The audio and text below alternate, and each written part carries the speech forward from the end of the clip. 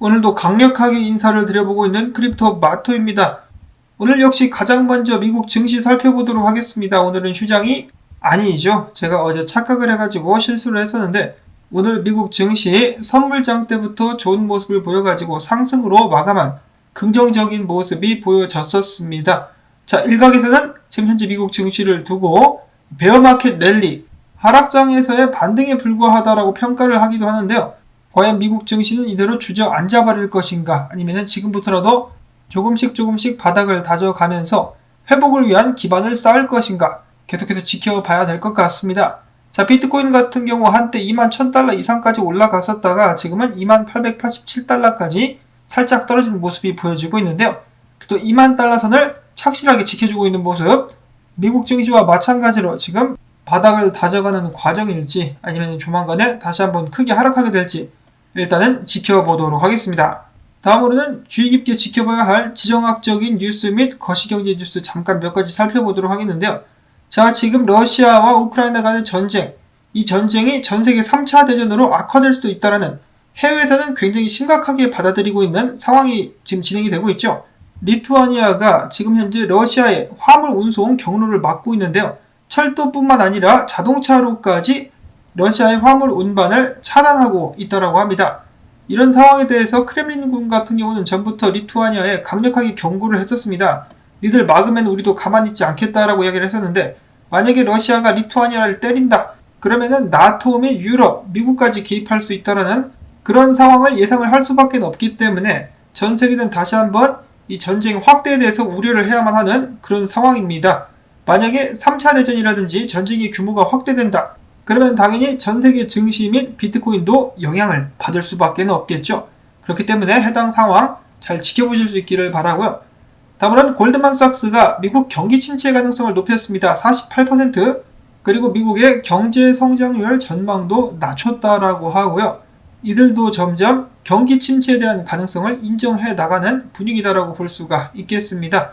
바이든 같은 경우는 발등에 불이 떨어졌죠. 곧 있으면은 미국 중간선거가 다가오는데 경제는 경제대로 엉망이고 물가는 물가대로 치솟고 있으며 이제는 미국의 민주당마저도 바이든 대통령에게 등을 돌린다는 이야기가 나오고 있습니다. 이런 상황에서 이 상황을 타개할 수 있는 방법, 타개하기보다는 관심을 돌릴 수 있는 방법으로 부디 그가 전쟁을 선택하지는 않기를 바라봅니다. 자, 다음으로 해서 시티은행이 예측하기를 한국의 금통위가 다음 달에 금리를 0.5포인트 추가로 인상하게 되면서 연말까지 기준 금리를 3%까지 올릴 것이라고 예측을 했다고 합니다. 최근에 있었던 미국 연준의 빅스텝의 영향을 받지 않을 수가 없을 것이다라는 예측이죠. 아마도 그렇게 될 공산이 클 것 같습니다. 그래서 한국 시민들도 여기에 대해서 잘 준비를 하셔야 될 것 같고요. 다음으로 해서는 본격적인 비트코인 관련된 소식들로 넘어가 보도록 하겠습니다. 첫 번째로는 비자가 라틴 아메리카에서 이번에 비트코인 신용카드를 출시했다라는 소식이 나왔었고요. 다음으로 해서는 콜롬비아에서 호재가 나왔다. 친비트코인 대통령 후보가 이번에 당선이 돼버렸다고 합니다. 그는 과거에 엘살바도르의 비트코인 법화 채택 전략에 대해서 지지를 표명한 바도 있는데요. 또한 콜롬비아 정부가 직접 나서가지고 코카인 생산에 쓰이는 에너지로 비트코인을 채굴할 것을 제안한 바도 있었다고 합니다. 또한 이 양반 같은 경우는 비트코인이야말로 은행들로부터 그 권력을 빼앗을 수 있다라고 신비트코인 발언을 하는 등 이 양반이 이번에 대통령이 됨으로 해서 콜롬비아 내에서 암호화폐 채굴이 합법화되거나 혹은 이제 그 이상으로 엘살바도르의 뒤를 따라갈 수 있지 않겠느냐는 기대감이 계속해서 일고 있다라고 합니다. 비트코인 가지화를 외쳐볼 수밖에 없겠는데요. 그 외에도 비트코인 펀더멘탈에 베팅을 해볼 수 있는 좋은 소식이 나왔습니다. 자, 딜로이트 글로벌 회계 컨설팅 기업이 이번에 뉴욕 디지털 인베스트먼트 그룹과 함께 손을 잡고 앞으로 뱅킹 서비스, 소비자 보상 프로그램, 직원 복지 등의 비트코인을 활용하는 상품 및 서비스를 개발할 계획이라고 합니다. 비트코인 가격은 하락장을 걷고 있지만 그래도 비트코인 개발 같은 경우는 계속해서 풍년을 맞이하고 있다. 기분 좋은 소식들이 들려오고 있는 가운데 이 가격적인 이야기를 또 잠깐 해보자라면 전 뉴욕 증권거래소 사장이 이야기하기를 최근까지 진행이 되고 있는 암호화폐 시장 전반의 하락장은 정말로 좋은 매수 기회다. 적어도 단기적 바닥은 나왔다라고 생각이 들기도 하는데 그럼에도 불구하고 일단 17,000달러 선을 리테스트하게 될 것이다. 바닥 확인을 하게 될 것이다 라고 예측을 하기도 했었습니다. 지금 2만 달러 위로 가까스로 올라왔는데 다시 한번 바닥을 확인하러 내려가게 된다는 것일까? 이런 상황 속에서 비트코인 최근의 움직임을 지난 2018년도와 비교를 하는 분석가들의 의견들이 줄을 잇고 있다라고 하는데요. 첫 번째로는 데이비드 웨이브. 지금 상황이 2018년과 비슷하다. 자, 그때 당시 무슨 일이 있었는가? 6,000달러에서 3,000달러까지 급락한 뒤 바닥을 확인했었는데 지금도 3만 달러 수준에서 17,760달러까지 내려왔었다. 그렇기 때문에 지금 바닥 수준에 다다랐을 가능성이 있단 말이야 라고 이야기를 함과 동시에 비트코인의 패턴 3개월 연속 하락 후 반등하는 경향을 근거로다가 다음 달 7월 달에 비트코인이 한번 강세를 보이게 되지 않겠느냐 하는 예측을 남기기도 했었다라고 합니다. 자, 6월 달이 끝나기 전까지 비트코인이 바닥을 한번 제대로 다져보면서 7월 달에 랠리를 펼칠 수 있으면 좋겠다라는 바람을 가져보는데요. 자, 그 다음에는 일카포브 크립토라는 사람인데 이제 뼛속까지 떡락충이라고 알려진 그런 분석가죠. 그런데 그의 떡락 예측이 맞아떨어지게 되면서 사람들로부터 굉장히 많은 호응을 얻고 있습니다. 마찬가지로 2018년도 때 비트코인이 6,000달러에서 3,000달러까지 급락했었던 그 시기와 지금 현재를 비교하면서 다음과 같이 밝혔습니다. 자, 이거 봐라. 비스무리하지? 그래서 15,500달러, 딱 보니까 16,000달러 선이 될 것 같은데요. 그 정도까지 비트코인이 하락하면서 바닥을 찍게 될 것이다 라는 예측을 남겼습니다. 그런가 하면은 케빈 스벤슨이라는 분석가도 마찬가지로 2018년도랑 2022년도랑 비슷할 수가 있어. 만약에 비슷한 방식으로 바닥을 찍게 된다 그러면 예측가는 16,175달러 이 자리가 바닥이 될 수 있다라고 예측을 했다라고 합니다. 지금 좀 비스무리한 쪽으로 의견들이 이어지고 있는데요. 데이비드 웨이브의 분석대로 간다라고 할지라도 만약에 쌍바닥을 찍게 된다면 같은 수준으로 다시 한번 하락이 한번 나오게 되지 않을까라고 많은 사람들이 현재 예측을 하고 있다라는 것이죠. 그래서 가장 많은 사람들이 눈여겨보고 있는 구간인 14,000달러 바로 위에 이 바닥을 찍을 수 있는 가능성이 있다라고 한다면 15,000달러에서 16,000달러 사이가 되지 않겠느냐 라고 생각을 한번 해볼 수가 있겠습니다.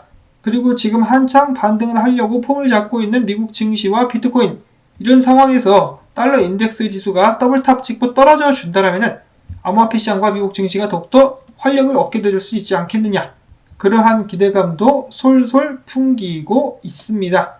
그 외 또 다른 분석을 보시게 된다면 네브라스카 구너 이야기합니다. 비트코인이 단기적으로 오를지 내릴지는 여기 있는 이 구간 21,500달러 구간 위에서 안착을 하고 올라갈 수 있느냐 아니면은 결국 올라가지 못하고 떨어지느냐에 달렸다라고 이야기를 하고 있습니다. 지금 당장은 위에 안착하지 못하고 흐르는 그런 모습이 보여지고 있는데요. 과연 어느 구간까지 밀리게 될 것인지 일단 지켜봐야 될 것 같은데 이런 상황 속에서 꾀꾀 오리 선생 같은 경우는 다음과 같은 그림이 연출되지 않겠느냐. 비트코인이 새로운 구간을 형성하고 안에서 와리가리를 치게 될 것이다. 당분간 이 구간 안에서 횡보가 이루어질 수 있다라고 이야기를 하면서 본인은 얼마 전에 저점 매수한 거 수익이 많이 나고 있다라고 하면서 자랑을 함과 동시에 다음과 같이 밝혔습니다. 나의 일단 반등 목표가는 이런데 비트코인 같은 경우는 28,000달러, 이더리움 1,800달러, 라이트코인 80달러, 솔라나 80달러, 링크 12달러, 도지코인 0.1센트까지 가게 될 수 있지 않겠느냐. 일단 첫 번째 반등 목표를 다음과 같이 잡고 있었다라고 합니다. 자, 과연 암호화폐 시장의 반등은 지속될 수 있을 것인가? 그렇게 되기 위해서는 비트코인이 200주 2평인 22,500달러 위까지 올라와가지고 안착을 해줘야 된다 라고 렉트캐피탈 분석가는 한마디 덧붙이기도 했었습니다. 자, 미국 증시와 비트코인 한 배를 탄 공동 운명체 같이 좀 살아나지야를 외쳐보면서 비트코인의 선전을 기원합니다. 다음으로 해서는 에이다, 이 칼다노의 바실 하드포크가 6월 말에 예정이 되어 있었는데 한 달 미뤄가지고 7월 말 이루어질 예정이라고 합니다. 다행히 심각한 버그가 있다라거나 그런 것은 절대로 아니라고 하는데요. 찰스 호스킨슨 같은 경우는 이번 업그레이드가 굉장히 중요한 만큼 심혈을 기울여가지고 신중하게 진행하겠다라고 밝힌 바가 있습니다. 7월 말로 연기된 에이다, 칼다노, 바실 하드포크. 이어서는 미국의 타임지가 더 샌드박스와 함께 손을 잡고 샌드박스 내에서 가상현실판의 타임스퀘어를 구축할 계획을 이번에 발표를 했다라고 합니다. 가상현실 세계 가즈아 샌드박스 최근에 마찬가지로 가격이 많이 떨어졌는데요. 좀 더 떨어지는지 봐가지고 살살 줍줍을 해봐도 나쁘지 않을 것 같습니다. 샌드박스와 마나 일단 계속해서 사업이 성장세에 있다는 것을 알 수가 있겠고요. 다음으로는 영국 재무부에서 비커스터디 지갑 혹은 개인 지갑에 대한 데이터를 수집하려고 했었는데 안 하기로 마음을 바꿨다라고 밝혔습니다. 뭐 굳이 따지자면 안 하는 게 아니라 못 하는 것이 아닌가 싶기도 한데요. 남의 개인 지갑 들여다봐서 뭐 하려고 변태냐?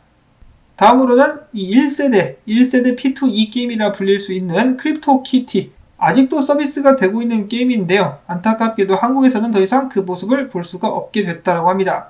일단 P2E 게임, 한국 내에서는 불법 및 유해 사이트로 간주가 된다라고 하죠. 정말 안타까운 상황.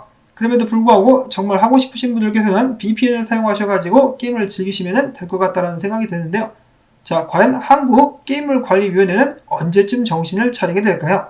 마지막으로는 이제 정말 공식적으로 조28 이상급의 전설이 되어버린 남자 권도영 대표에 관련된 소식이 또 나왔습니다. 권도영 대표가 테라 2.0을 출시할 때 몰래 자체 발행한 코인 2천만 개를 보유한 것으로 보인다는 분석이 제기가 됐는데요. 2천만 개를 들고 있으면은 테라 2.0 내에서 3위 규모로서 매달 4억 원 이상의 스테이킹 수익을 챙길 수 있을 만한 규모라고 합니다. 어마어마하죠. 정말 양파 같은 남자, 까도 계속 나오는 권도영 대표. 어떤 의미로는 정말 존경스럽다라는 생각마저 듭니다. 물론 이를 포함한 수많은 의혹들, 그와 관련된 수많은 의혹들이 진실인지 아닌지 먼저 밝혀질 수 있기를 바라봐야 될 것 같은데요. 만약에 모든 것들이 다 진실이다. 그러면은 암호화폐 역사에 길이길이 기억될 최고 악명 높은 사기꾼으로 이름을 남길 수 있을 것 같습니다. 비트커넥트 저리 가라줘 이쯤 되면은 과연 이 결말이 어떻게 될 것인가 정말 기대를 가져보면서 저는 여기에서 인사를 드리려고 합니다. 나온 정보들이 조금이라도 도움되셨다면 그래도 수고했다는 의미에서 토마토밭 살려주기, 광고 영상 재생 한 편만이라도 마지막까지 틀어주기 그리고 좋아요 눌러주기 부탁을 드립니다. 계속해서 응원해주시는 여러분들께 감사의 말씀 전하면서 저는 다음에 새로운 소식 가지고 인사를 드리도록 하겠습니다. 안녕히 계십시오.